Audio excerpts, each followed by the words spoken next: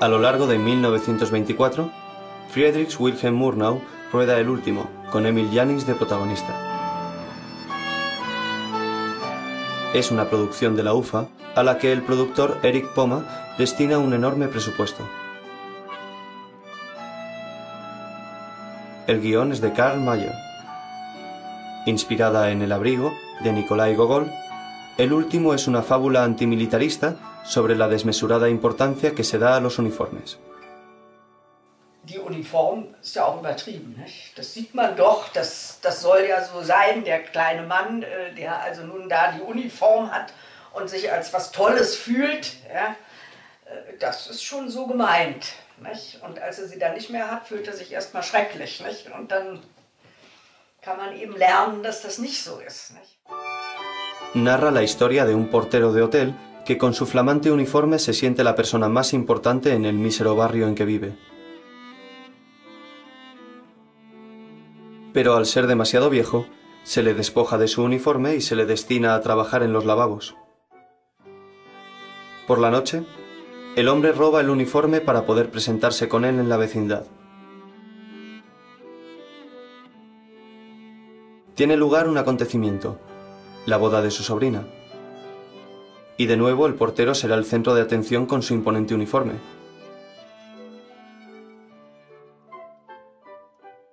Cada mañana guardará el uniforme en consigna antes de ir al hotel para trabajar en los lavabos. Pero un día se descubrirá el engaño y el hombre se sentirá acabado y perderá el deseo de vivir. El actor Emil Jannings, apoyado por Murnau, hizo añadir un epílogo con final feliz que refuerza el sentido antimilitarista de la historia. El hombre recibe una inesperada herencia y es ahora más respetado que antes, descubriendo que el uniforme no tenía ninguna importancia y que es el dinero el que da el poder.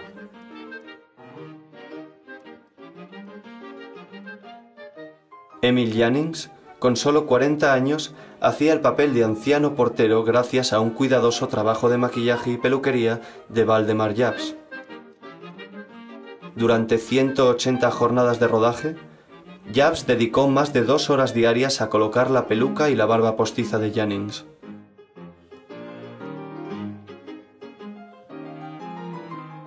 La librea de portero, que burlando a la censura hacía pensar en un uniforme militar con sus brillantes botones y galones dorados, fue encargada a una conocida empresa de Berlín.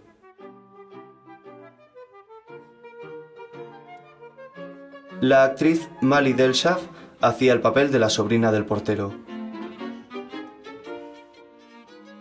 E intervenían maravillosos actores secundarios como Emily Kurz o George Yohn. Pero la película estaba diseñada para el lucimiento de Emil Jannings, el actor más cotizado de la época en Alemania.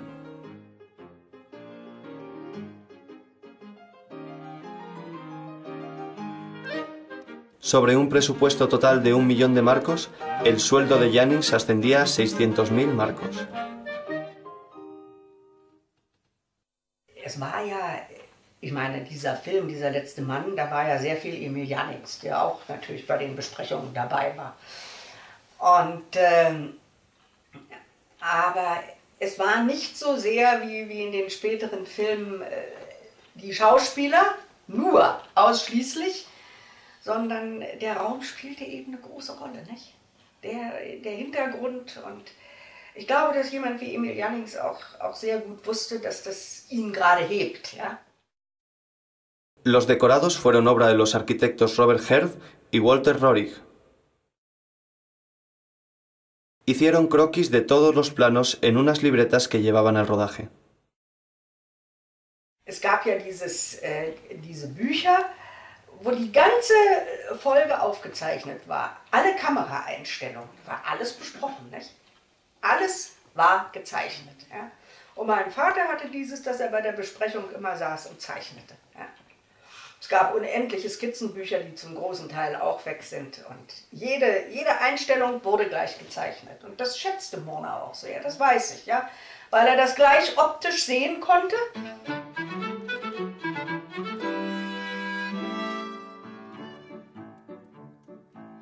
En esos croquis, Desde luego se mostraban los decorados,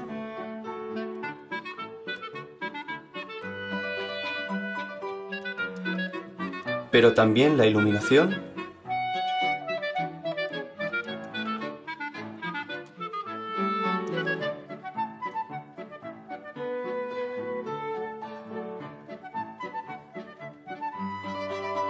los encuadres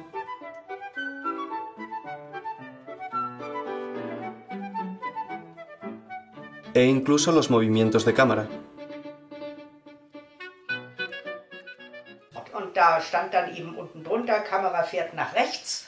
Also die Kameraeinstellungen waren alle drin.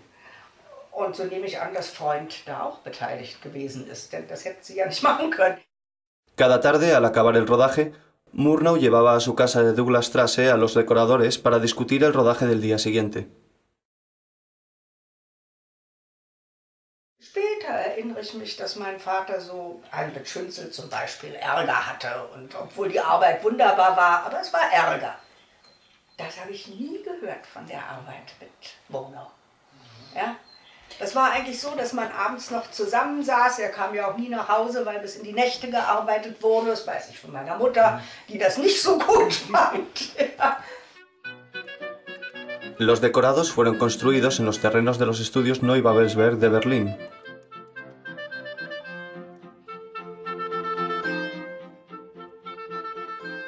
La prensa internacional se hizo eco de la espectacular construcción de la calle y fachada del hotel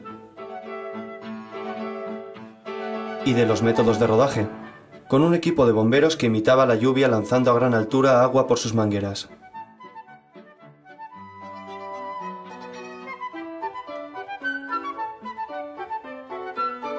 Aunque no siempre el resultado era perfecto.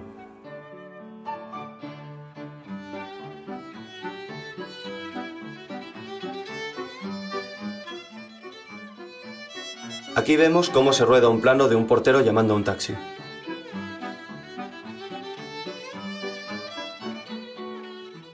Tras él vemos un enorme edificio. En realidad es una construcción en falsa perspectiva de tan solo 8 metros de altura. La ilusión óptica de la perspectiva permitía que un decorado de pequeño tamaño pareciera un enorme rascacielos. Para producir esta ilusión se trucaban todos los elementos visibles. En primer término pasaban grandes coches. Tras ellos otros más reducidos conducidos por niños y en planos posteriores pequeñas maquetas manejadas a distancia.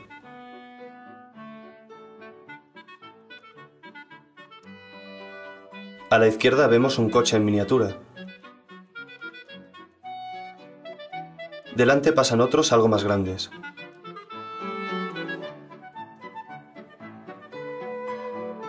Y al fondo pasan pequeñas siluetas de coches recortadas subiendo por unos raíles. El efecto del conjunto es soberbio.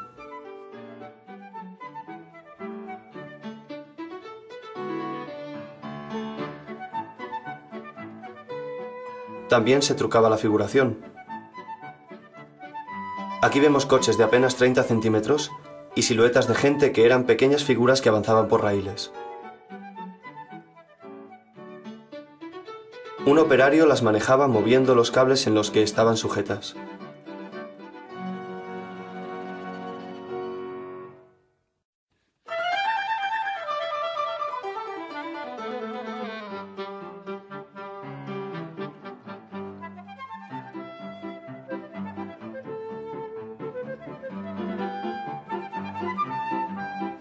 Las figuras y los coches en miniatura producen una ilusión de profundidad extraordinaria que es reforzada por la luz y los reflejos en el agua.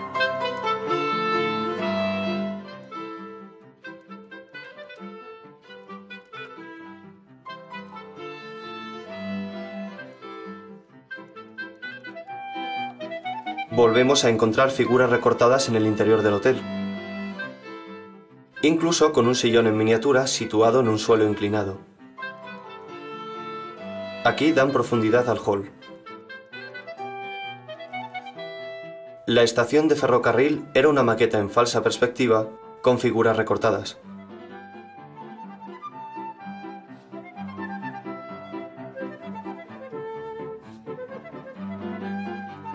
Podemos ver cómo también aquí se mueven las figuras. Y se sustituyen por otras para otra escena.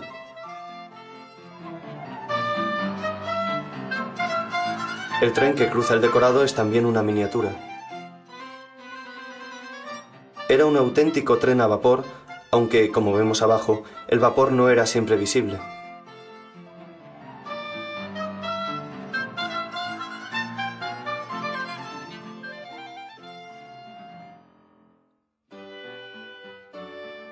La combinación de todos estos decorados y efectos con un gran número de coches y figurantes lograba una sensación de realismo en los decorados.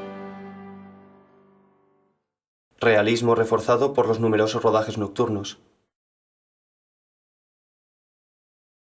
El operador Karl Freund fue otra figura clave en esta película. En esta foto podemos ver que se está rodando con dos cámaras. La silueta negra rectangular que aparece semioculta tras la cámara es la bolsa característica del magazín de una cámara Pathé industrial.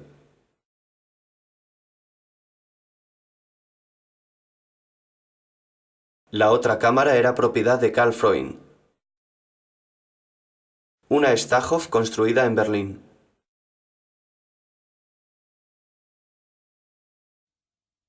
Con estas dos cámaras se rodaron numerosas tomas destinadas a montar al menos 3 negativos distintos. Uno de estos negativos estaba destinado a la exportación para la distribución de la película en el extranjero, y en general sus tomas eran de peor calidad, más lentas y más largas.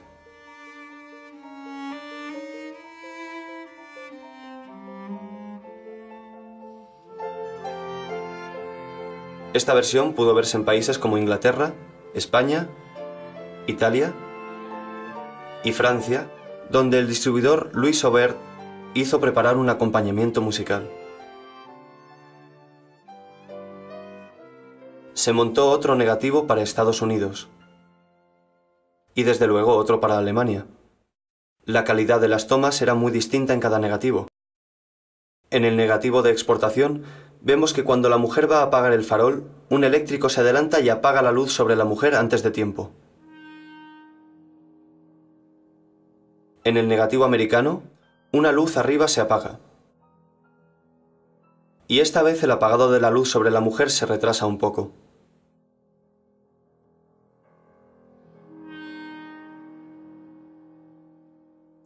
Y en el negativo alemán podemos ver el efecto bastante conseguido.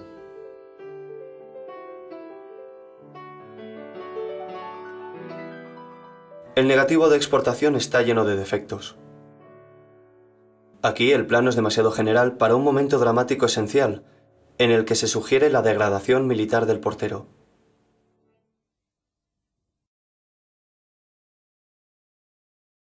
La caída del botón parece idéntica en las tres versiones, pero vemos que cae de arriba en la versión americana y en la alemana, y entra por un lado en la de exportación. En el negativo de exportación resultan exageradas las fluctuaciones del foco que simula la luz del fuego de la chimenea.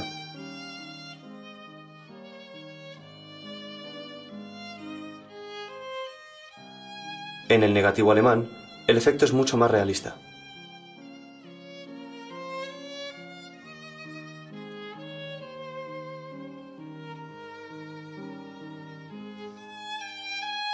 Podemos ver que en el negativo de exportación, situado abajo, los planos suelen ser demasiado lejanos.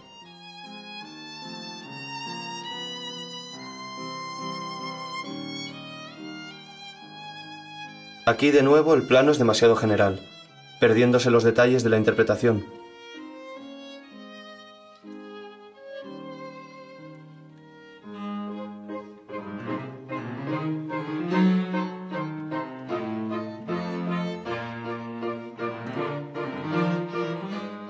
Y en este plano el actor está de espaldas.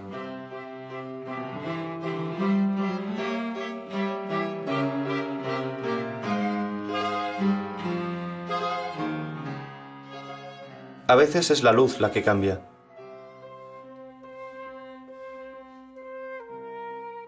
O la sombra, que falta en el negativo de exportación.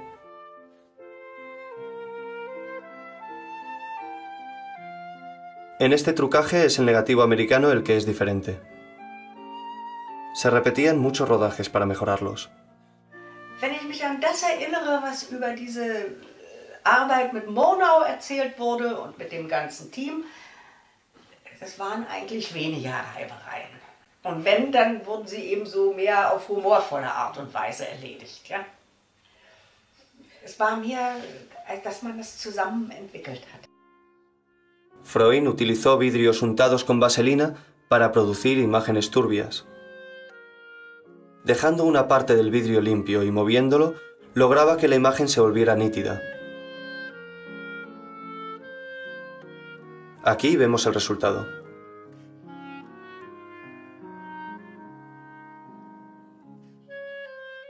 Karl Freund hizo muchos experimentos visuales, moviendo lentes ante el objetivo.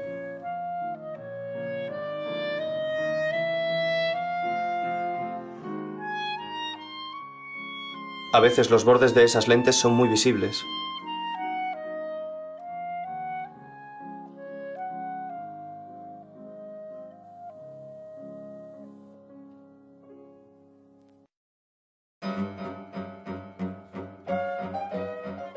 Para el plano del sueño, se manipulaba una lente colocada delante del objetivo, moviéndola al ritmo de los pasos de Freund, que llevaba la cámara en mano. Para el negativo alemán, a la derecha, se utilizó la versión con el efecto más marcado, y para el americano, abajo, el más tenue.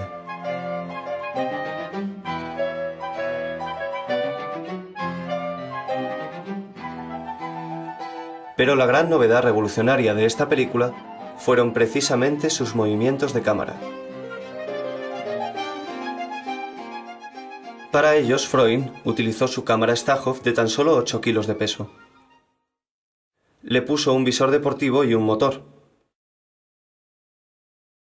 Y se la ataba al cuerpo con correas, avanzando con ella tras el actor.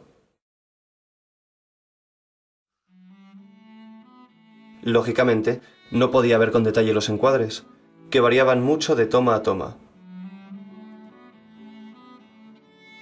Aquí, en el negativo de exportación a la izquierda, vemos cómo se pierde al portero, que tarda demasiado en reaparecer.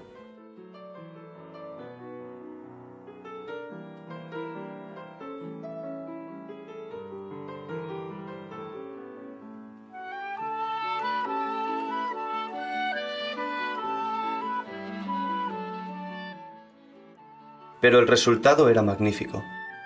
Por primera vez, el espectador tenía la sensación de seguir al actor, adentrándose con él en el decorado. La publicidad explicaba que la gran novedad de esta película era que el espectador sentía que acompañaba al actor cuando andaba o atravesaba una calle, y que el modo con el que lo habían logrado los técnicos de la UFA se guardaba en secreto.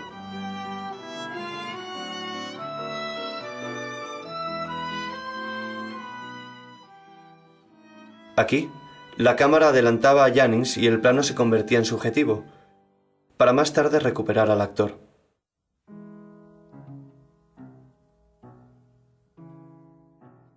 Pero en la versión de exportación, el portero tardaba mucho en pasar.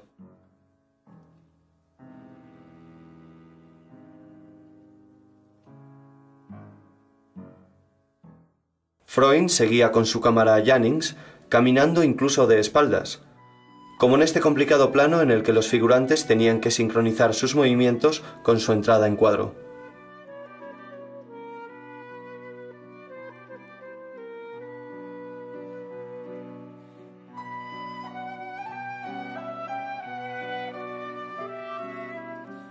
Al nuevo sistema de rodaje se le puso por nombre la cámara desencadenada. Para lograr algunos movimientos, se diseñaron complejos sistemas, como este puente montado sobre el decorado del patio de la vecindad. De él colgaba un soporte para la cámara, manejada por el ayudante de cámara Robert Baberske, de poco peso y pequeño tamaño. Con este sistema se fotografió lo que llamaron el sonido volador. La cámara parecía seguir el sonido de una trompeta.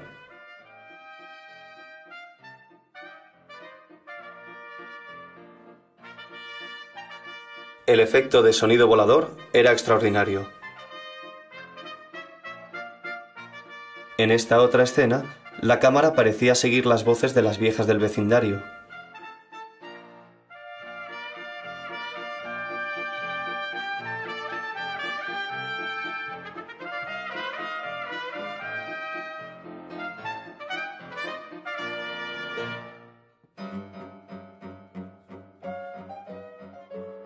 Se construyó esta plataforma móvil para la borrachera del portero.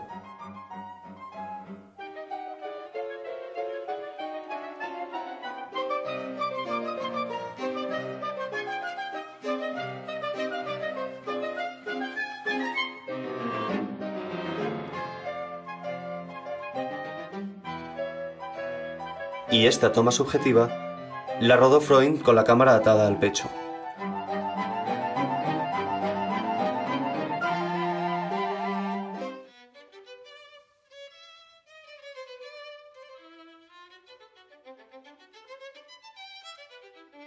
Para rodar este plano se utilizó una plataforma con ruedas de caucho.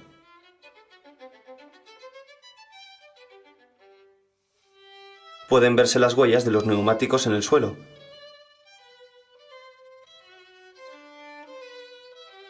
Y aún hay más huellas en esta toma, rodada más tarde.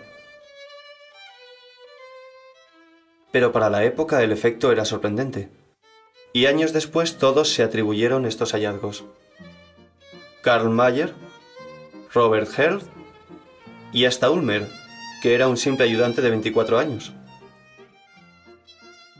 Freund nos ha dejado algunas explicaciones no muy fiables.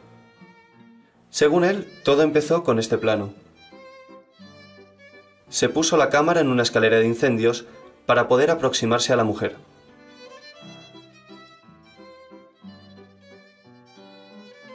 Para la escena de inicio, Freund cuenta que montó la cámara en una bicicleta, con la que descendió en el ascensor y atravesó el hall hasta la puerta. Pero esa acción se mostraba dividida en dos planos. Y viendo en otras escenas el pequeño ascensor, no parece claro que en él pudiera ir Freund en una bicicleta.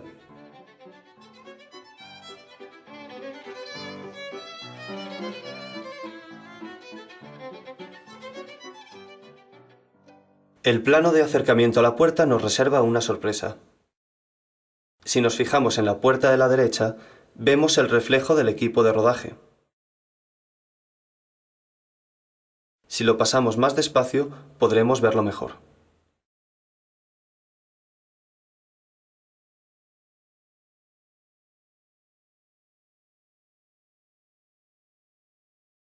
Y en esta otra toma, lo vemos con más detalle.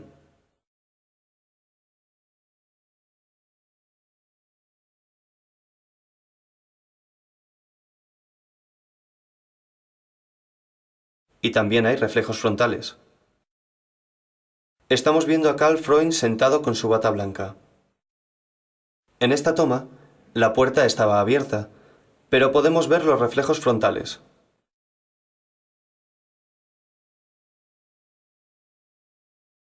De nuevo es Freund sentado, rodando con la cabeza cubierta por un paño negro.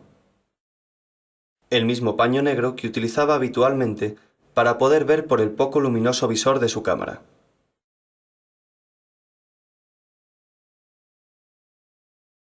En lugar de una bicicleta, hemos visto a Freund sentado en una silla, rodando a manivela sobre una plataforma móvil. Como esta, utilizada en la UFA un año más tarde.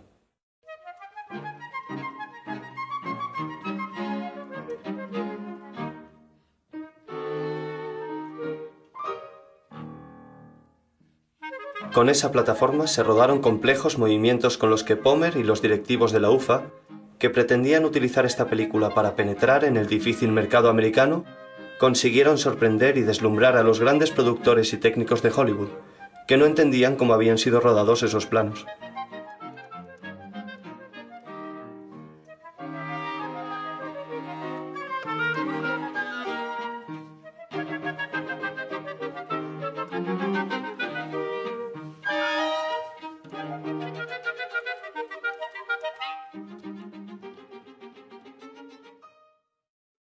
Ich kann mich also erinnern an diese Geschichte.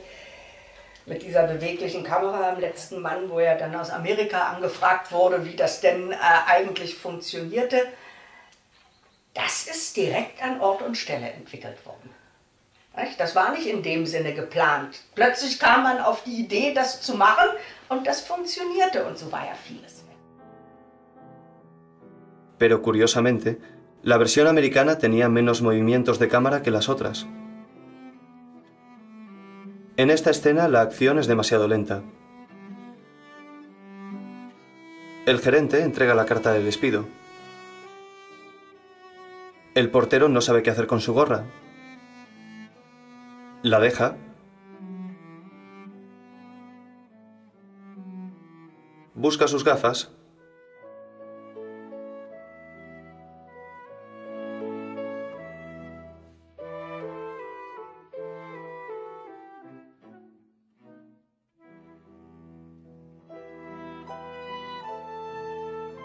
Se las pone.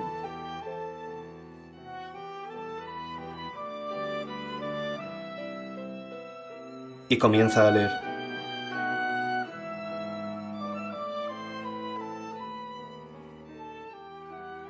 Y en ese momento la cámara avanza y parece atravesar los cristales, mediante una sobreimpresión que se nota demasiado.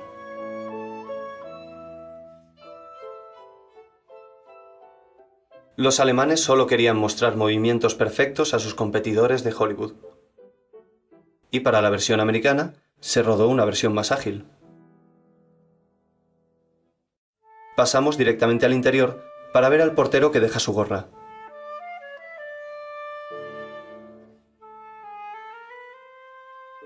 Y mediante un plano del gerente, se suprime la búsqueda de las gafas. Y se pasa directamente a la lectura.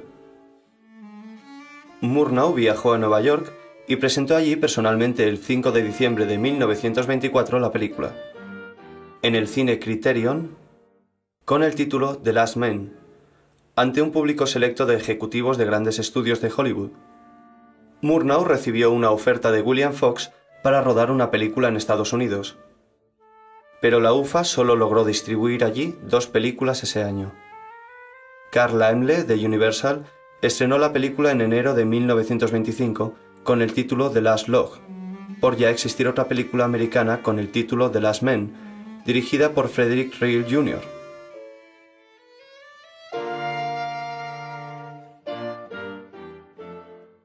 Hugo Riesenfeld preparó una cuidada música de acompañamiento con temas de repertorio.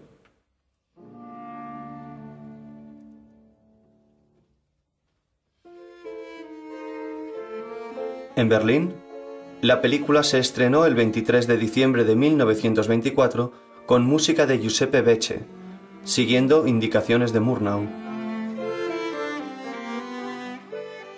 Murnau, das war der vielseitig begabte Regisseur, der visuell und aber auch hören konnte und Musik war ihm unheimlich viel.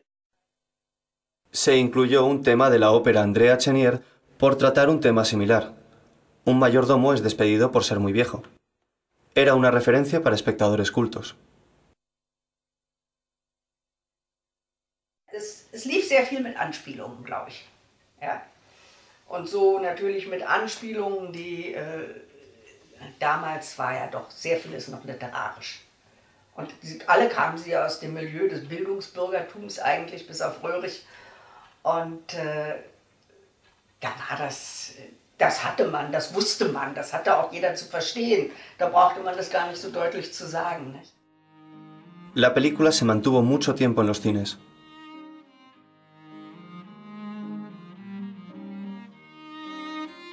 La UFA preparó una cuidada publicidad.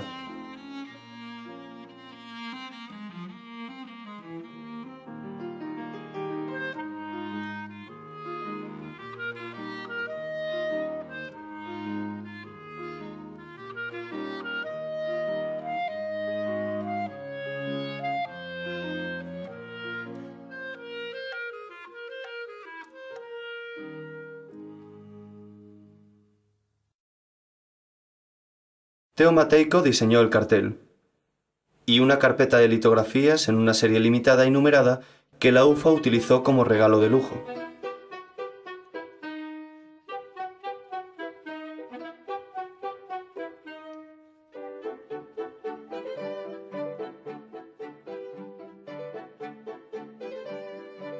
Matejko se basó en las fotografías realizadas durante el rodaje por el fotógrafo Hans Natschke.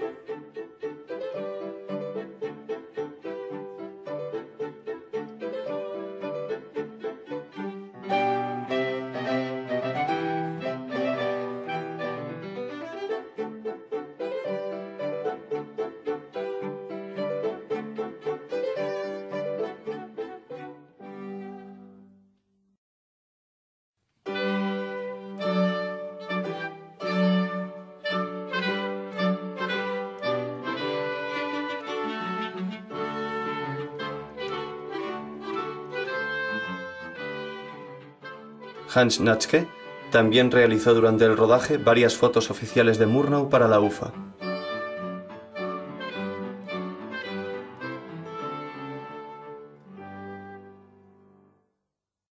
De el último existen diversos materiales. Una copia procedente de Australia contiene muchos rótulos en inglés añadidos en 1925 por la distribuidora Australasian Film Limited afincada en Nueva York.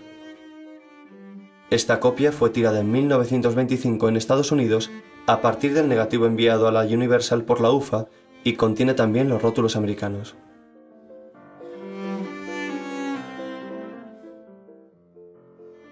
En el MoMA de Nueva York se conserva una copia que fue ampliamente distribuida a partir de los años 40 por Estados Unidos y de la que se tiraron duplicados para las filmotecas de Londres, París y Wiesbaden. La copia no procede de la distribución en Estados Unidos. Fue adquirida directamente a la UFA en 1936 para formar parte de una colección de clásicos del cine mudo. Podemos ver que la copia está tirada directamente por la UFA en Alemania sobre material AGFA. Los rótulos flash alemanes fueron eliminados y se sustituyeron por otros en inglés encargados en 1936 por el MoMA a un estudio fotográfico. Se realizaron con ventanilla sonora y en material diacetato, considerado en la época de seguridad, pero que se ha descompuesto con el paso del tiempo. En Wiesbaden se han conservado unos rótulos encargados por los directivos de la UFA que no consideraban comercial una película sin rótulos. Se incluyeron en una versión que pasó censura apenas un mes después del estreno en Berlín.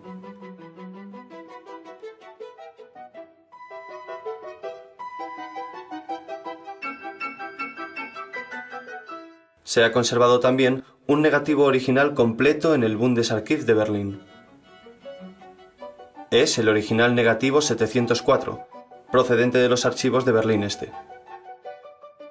Podemos encontrarlo en las antiguas fichas de esos archivos. Es por lo tanto uno de los materiales que los rusos encontraron en los almacenes de la UFA al entrar en Berlín en 1945. Había que saber si este negativo correspondía a la versión alemana. Para ello lo examinamos cuidadosamente junto a una copia positiva tirada del mismo negativo. Lo primero que observamos fue la existencia de rótulos flash ingleses junto a americanos e incluso alemanes, todos ellos de los años 20. Esta mezcla de rótulos parecía indicar que se trataba de un negativo destinado a la exportación. En este plano podemos ver una mancha blanca. Si lo pasamos despacio y detenemos la imagen, vemos que hay algo escrito. En el negativo vemos que han escrito con tinta Titolo, en italiano. Es una prueba de que es el negativo de exportación que fue enviado a Italia. También estuvo en Inglaterra. Este es un fotograma de un rótulo realizado en Inglaterra en 1925, cuyo texto no corresponde ni al rótulo de los años 30 realizados por el MoMA, ni al rótulo original americano, que encontramos en la copia australiana y que es similar al original alemán.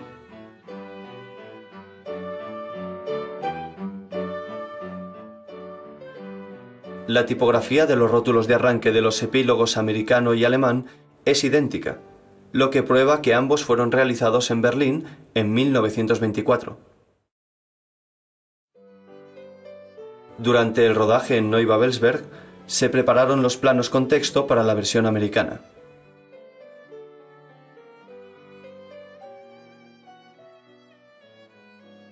Pero en 1936 el MoMA se vio obligado a hacer otros rótulos, porque los que llegaron en la copia comprada a la UFA eran alemanes.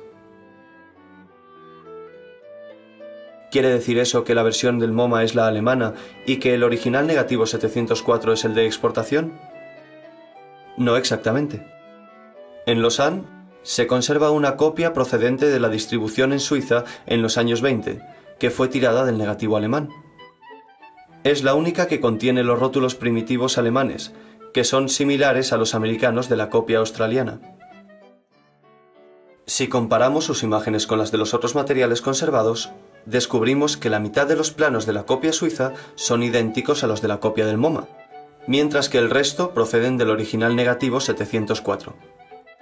La explicación es que en los años 30, antes del tiraje de la copia del MoMA, la UFA había remontado, entremezclándolos, el negativo alemán y el de exportación. La copia del MoMA y el original negativo 704 son el resultado de ese remontaje y contienen, repartidos entre ambos, todos los planos de los dos negativos primitivos. El trabajo de restauración consistía en separar los planos correspondientes a cada negativo para volver a montarlos tal y como estaban en 1924. Para ello han sido de gran ayuda las anotaciones escritas en el negativo por las montadoras de la UFA y algunos de sus descuidos. Los planos se rodaban con una claqueta en la que figuraba el número con el que la escena estaba identificada en el guión.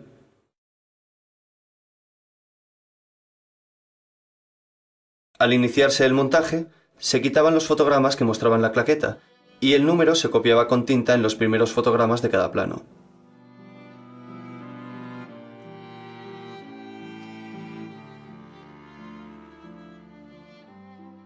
Una vez montada una copia por el director, se montaba el negativo.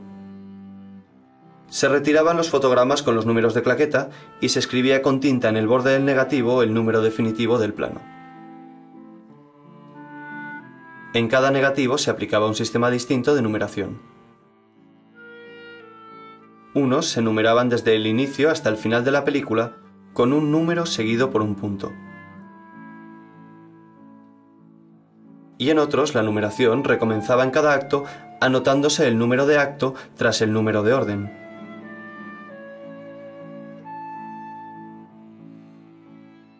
En el original negativo 704 encontramos los dos sistemas de numeración alternándose.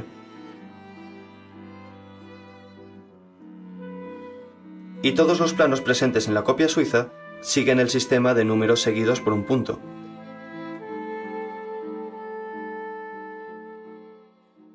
En la copia del MoMA pueden verse restos de esa misma numeración. Y los planos con el número seguido por un punto corresponden también a los de la copia suiza. Todos los planos numerados así pertenecían al negativo alemán, y todos los planos con número de acto al negativo de exportación. Una vez reconstruidas las tres versiones, podía verse que en el negativo de exportación, aquí a la derecha, estaban siempre los planos de peor calidad.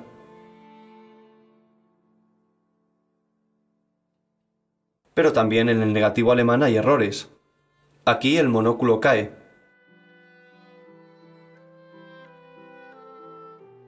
Y aquí la acción se repite. Pero este plano no es el original. Es un duplicado realizado por la UFA a partir del negativo americano para reemplazar el plano original deteriorado. Aunque cometieron un error al copiar este plano. ¿Cuándo deberían haber copiado este? Existen otros duplicados de la época que hay que mantener en la película al haberse perdido los originales. Pero ahora la versión alemana de El Último está razonablemente completa.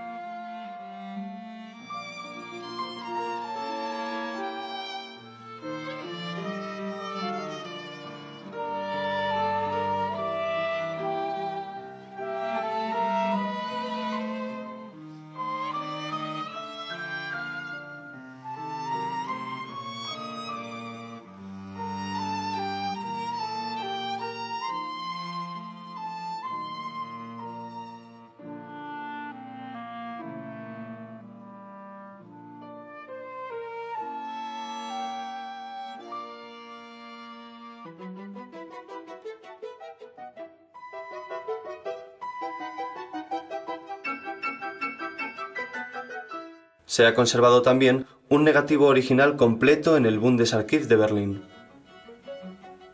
Es el original negativo 704, procedente de los archivos de Berlín Este. Podemos encontrarlo en las antiguas fichas de esos archivos. Es por lo tanto uno de los materiales que los rusos encontraron en los almacenes de la UFA al entrar en Berlín en 1945.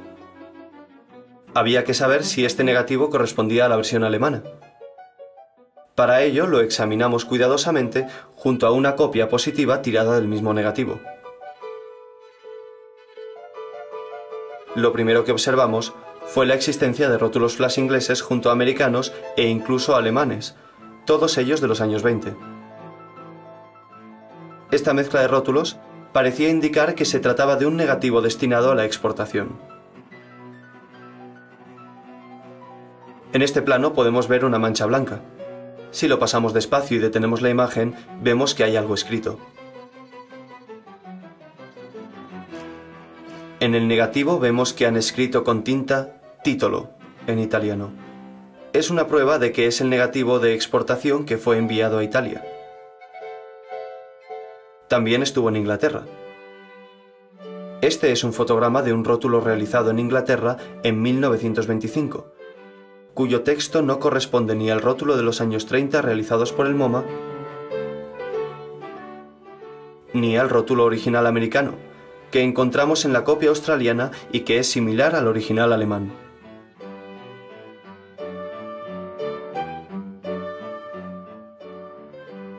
La tipografía de los rótulos de arranque de los epílogos americano y alemán es idéntica, lo que prueba que ambos fueron realizados en Berlín en 1924. Durante el rodaje en Neubabelsberg se prepararon los planos con texto para la versión americana.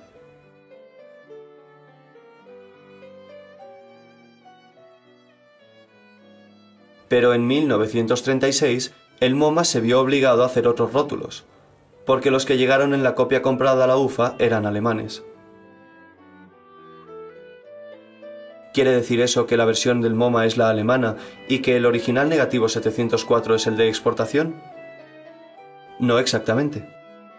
En Lausanne se conserva una copia procedente de la distribución en Suiza en los años 20, que fue tirada del negativo alemán.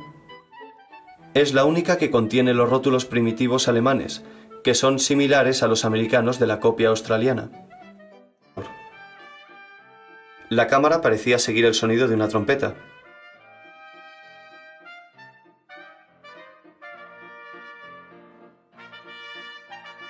El efecto de sonido volador era extraordinario. En esta otra escena, la cámara parecía seguir las voces de las viejas del vecindario.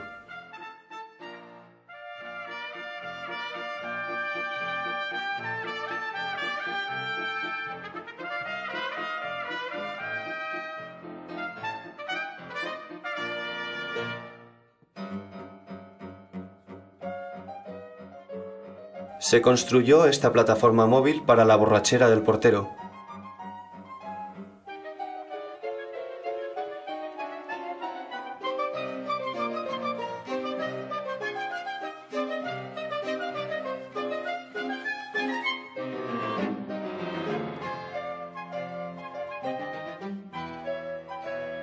Y esta toma subjetiva la rodó Freund con la cámara atada al pecho.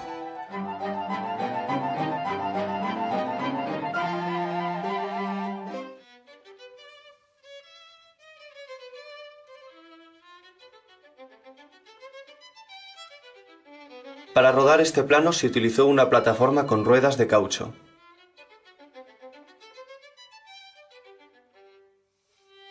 Pueden verse las huellas de los neumáticos en el suelo.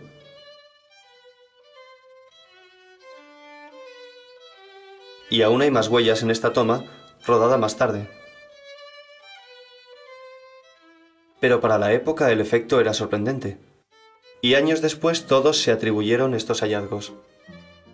Karl Mayer, Robert Hertz y hasta Ulmer, que era un simple ayudante de 24 años. Freund nos ha dejado algunas explicaciones no muy fiables. Según él, todo empezó con este plano. Se puso la cámara en una escalera de incendios para poder aproximarse a la mujer.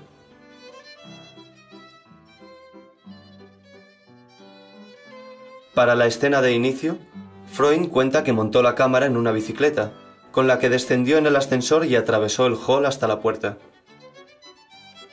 Pero esa acción se mostraba dividida en dos planos.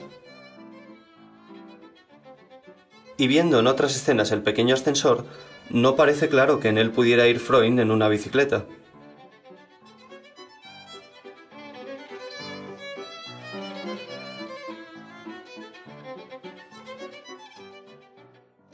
El plano de acercamiento a la puerta nos reserva una sorpresa. Si nos fijamos en la puerta de la derecha, vemos el reflejo del equipo.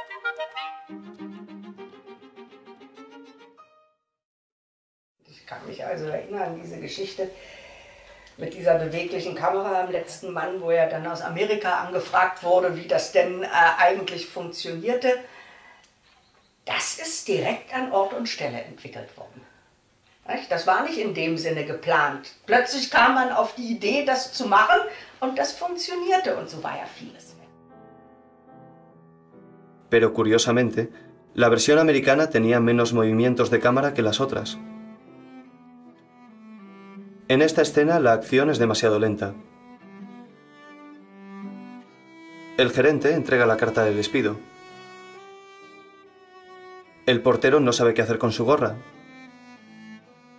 La deja. Busca sus gafas.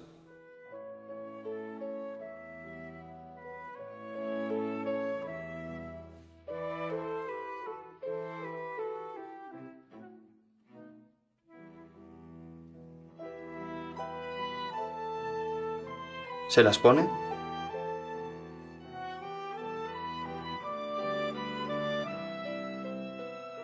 Y comienza a leer.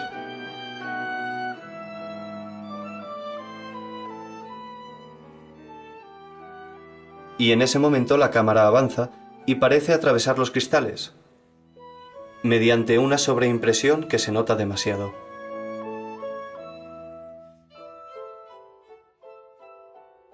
Los alemanes solo querían mostrar movimientos perfectos a sus competidores de Hollywood.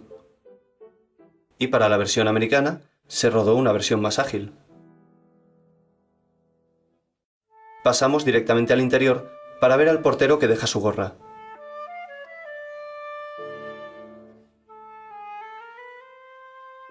Y mediante un plano del gerente, se suprime la búsqueda de las gafas.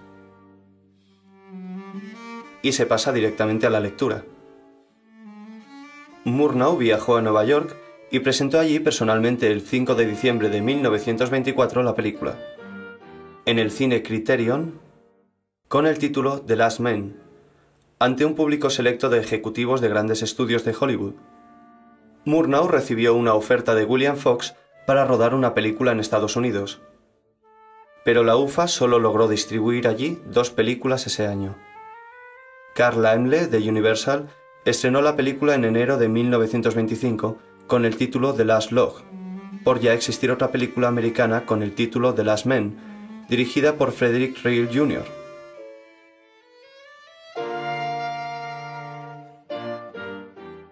Auch natürlich bei den Besprechungen dabei war. Und, aber es war nicht so sehr wie in den späteren Filmen die Schauspieler, nur ausschließlich, sondern der Raum spielte eben eine große Rolle, nicht? Der Hintergrund, und ich glaube, dass jemand wie Emil Jannings auch sehr gut wusste, dass das ihn gerade hebt, ja. Los decorados fueron obra de los arquitectos Robert Herth y Walter Rohrig. Hicieron croquis de todos los planos en unas libretas que llevaban al rodaje. Es gab ja diese Bücher, wo die ganze Folge aufgezeichnet war. Alle Kameraeinstellungen, war alles besprochen, nicht? Alles war gezeichnet. Ja? Und mein Vater hatte dass er bei der Besprechung immer saß und zeichnete. Ja? Es gab unendliche Skizzenbücher, die zum großen Teil auch weg sind. Und jede Einstellung wurde gleich gezeichnet. Und das schätzte Murnau auch sehr, das weiß ich, ja? Weil er das gleich optisch sehen konnte.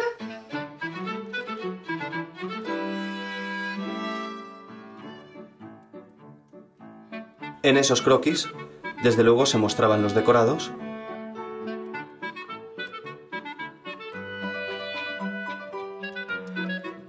pero también la iluminación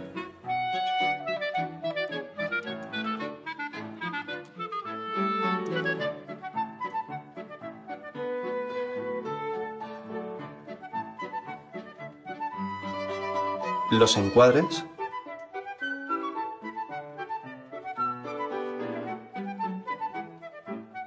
e incluso los movimientos de cámara. Und da stand dann eben unten drunter, Kamera fährt nach rechts. Also die Kameraeinstellungen waren alle drin. Und so nehme ich an, dass Freund da auch beteiligt gewesen ist, denn das hätten sie ja nicht machen können. Cada tarde, al acabar el rodaje, Murnau llevaba a su casa de Douglasstrasse a los decoradores para discutir el rodaje del día siguiente. Später erinnere ich mich, dass mein Vater so mit Schünzel zum Beispiel Ärger hatte. Und obwohl die Arbeit wunderbar war, aber es war Ärger. Das habe ich nie gehört von der Arbeit mit Murnau. Ja? Das war eigentlich so, dass man abends noch zusammensaß. Er kam ja auch nie nach Hause, weil bis in die Nächte gearbeitet wurde. Das weiß ich von meiner Mutter, die das nicht so gut fand. Ja. Los decorados fueron construidos en los terrenos de los estudios Neubabelsberg de Berlín.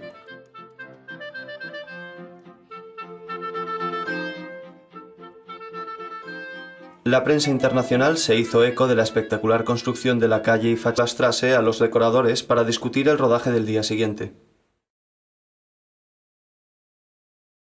Später erinnere ich mich, dass mein Vater so mit Schünzel zum Beispiel Ärger hatte. Und obwohl die Arbeit wunderbar war, aber es war Ärger.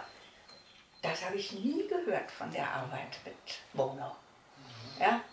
Das war eigentlich so, dass man abends noch zusammensaß. Er kam ja auch nie nach Hause, weil bis in die Nächte gearbeitet wurde. Das weiß ich von meiner Mutter, die das nicht so gut fand. Ja. Los decorados fueron construidos en los terrenos de los estudios Neubabelsberg de Berlín.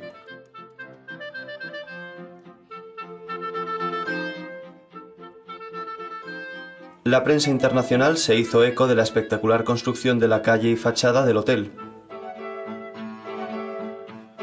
y de los métodos de rodaje, con un equipo de bomberos que imitaba la lluvia lanzando a gran altura agua por sus mangueras.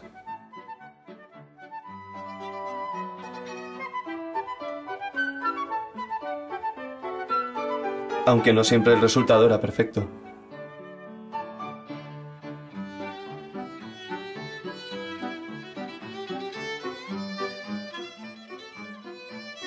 Aquí vemos cómo se rueda un plano de un portero llamando a un taxi.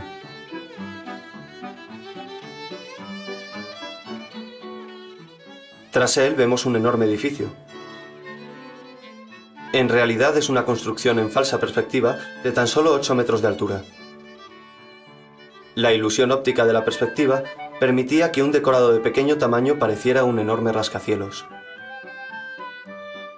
Para producir esta ilusión se trucaban todos los elementos visibles. En primer término pasaban grandes coches. Tras ellos otros más reducidos conducidos por niños y en planos posteriores pequeñas maquetas manejadas a distancia.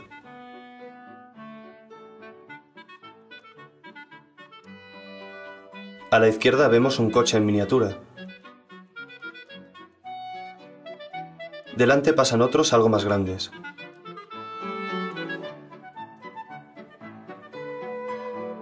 Y al fondo pasan pequeñas siluetas de coches recortadas subiendo por unos raíles. El efecto del conjunto es soberbio.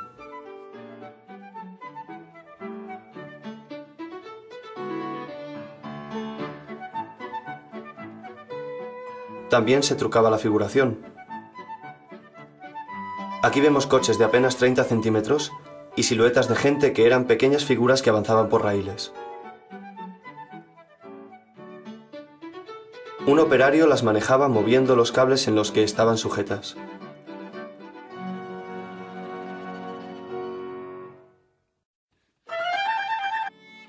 Aquí, en el negativo de exportación a la izquierda, vemos cómo se pierde al portero, que tarda demasiado en reaparecer.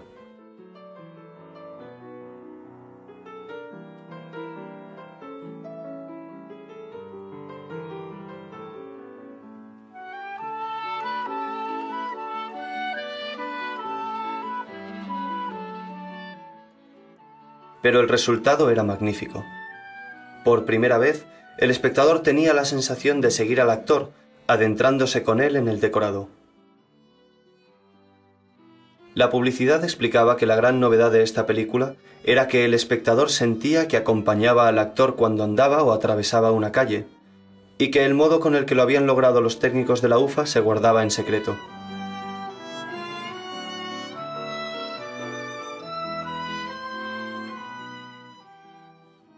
Aquí, la cámara adelantaba a Jennings y el plano se convertía en subjetivo, para más tarde recuperar al actor.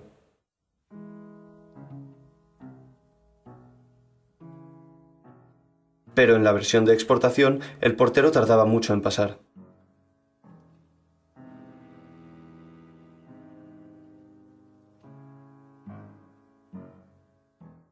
Freund seguía con su cámara a Jennings, caminando incluso de espaldas, como en este complicado plano en el que los figurantes tenían que sincronizar sus movimientos con su entrada en cuadro.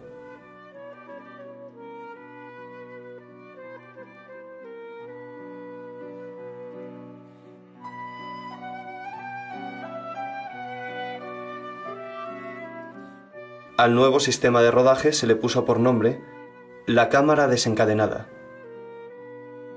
Para lograr algunos movimientos, se diseñaron complejos sistemas, como este puente montado sobre el decorado del patio de la vecindad.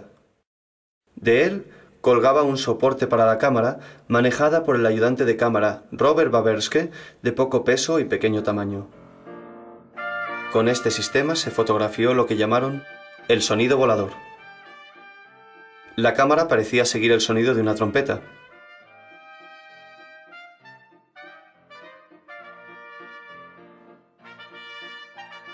El efecto de sonido volador era extraordinario. En esta otra escena, la cámara parecía seguir las voces de las viejas del vecindario.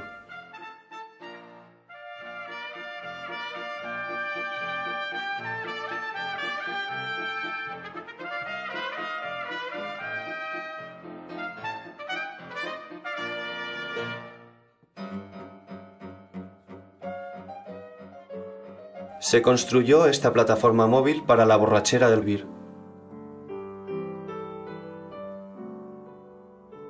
El actor Emil Jannings, apoyado por Murnau, hizo añadir un epílogo con final feliz que refuerza el sentido antimilitarista de la historia.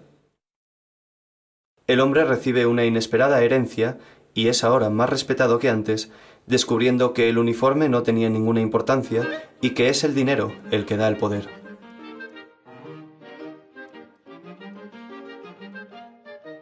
Emil Jannings, con solo 40 años, hacía el papel de anciano portero gracias a un cuidadoso trabajo de maquillaje y peluquería de Waldemar Jabs. Durante 180 jornadas de rodaje, Jabs dedicó más de 2 horas diarias a colocar la peluca y la barba postiza de Jannings.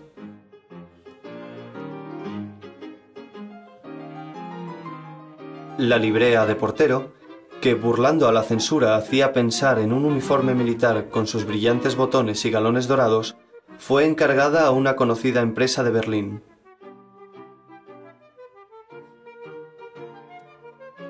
La actriz Mali Delschaft hacía el papel de la sobrina del portero. E intervenían maravillosos actores secundarios como Emily Kurz o George Yohn. Pero la película estaba diseñada para el lucimiento de Emil Jannings, el actor más cotizado de la época en Alemania.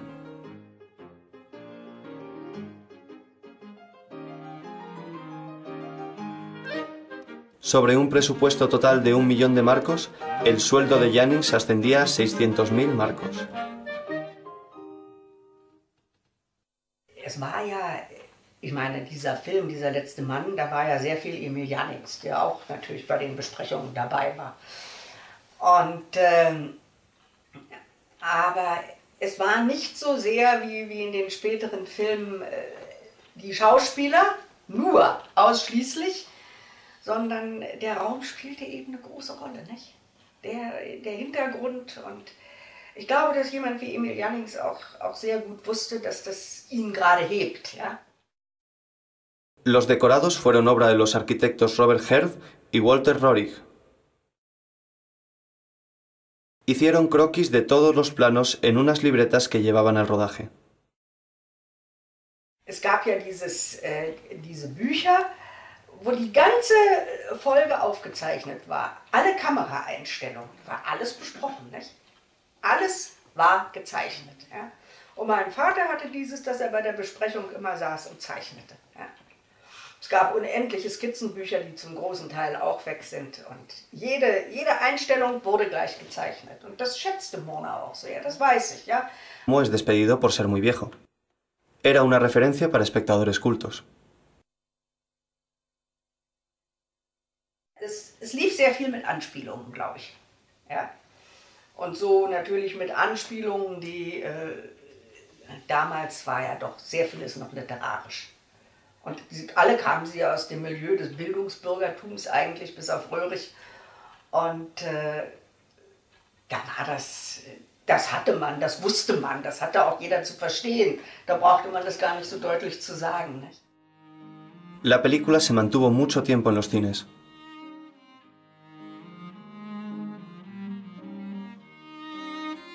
La UFA preparó una cuidada publicidad.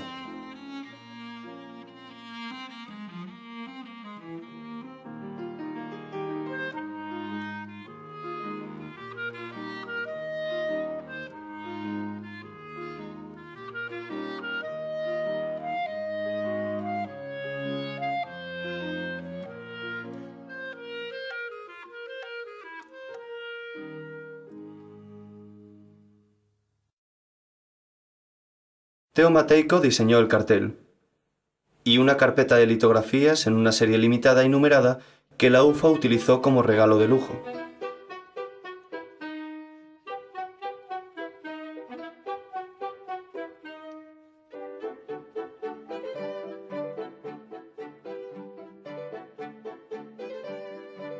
Matejko se basó en las fotografías realizadas durante el rodaje por el fotógrafo Hans Natschke.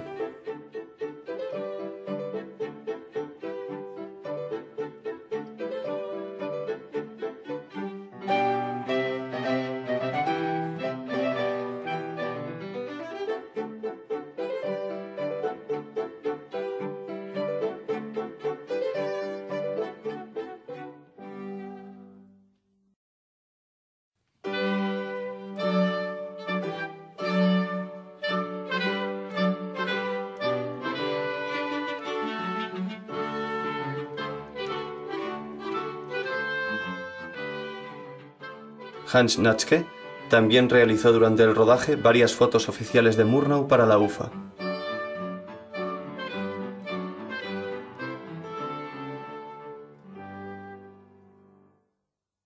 De el último existen diversos materiales.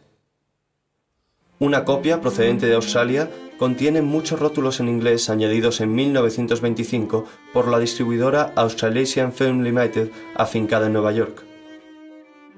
Esta copia fue tirada en 1925 en Estados Unidos a partir del negativo enviado a la Universal por la UFA y contiene también los rótulos.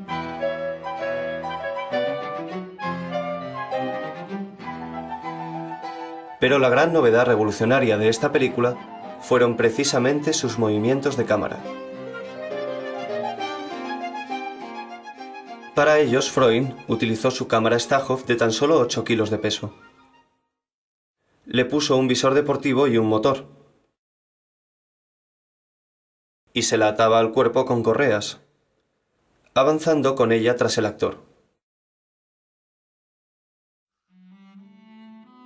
Lógicamente, no podía ver con detalle los encuadres, que variaban mucho de toma a toma. Aquí, en el negativo de exportación a la izquierda, vemos cómo se pierde al portero, que tarda demasiado en reaparecer.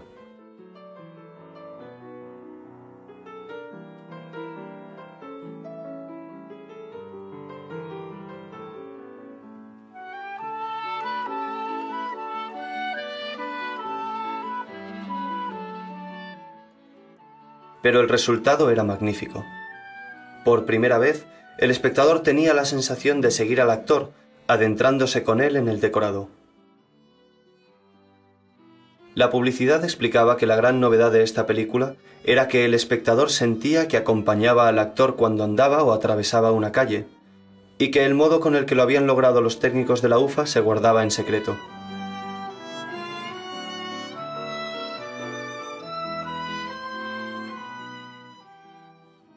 Aquí, la cámara adelantaba a Jennings y el plano se convertía en subjetivo, para más tarde recuperar al actor.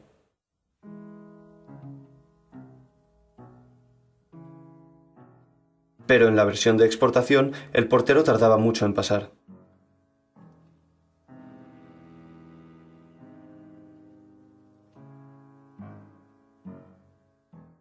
Freund seguía con su cámara a Jennings, caminando incluso de espaldas, como en este complicado plano en el que los figurantes tenían que sincronizar sus movimientos con su entrada en cuadro.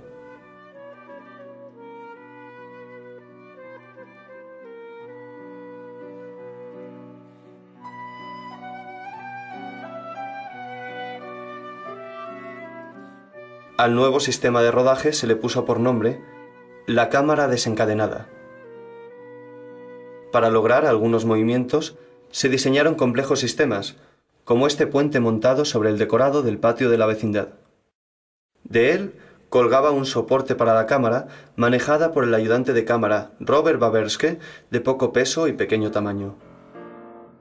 Con este sistema se fotografió lo que llamaron el sonido volador.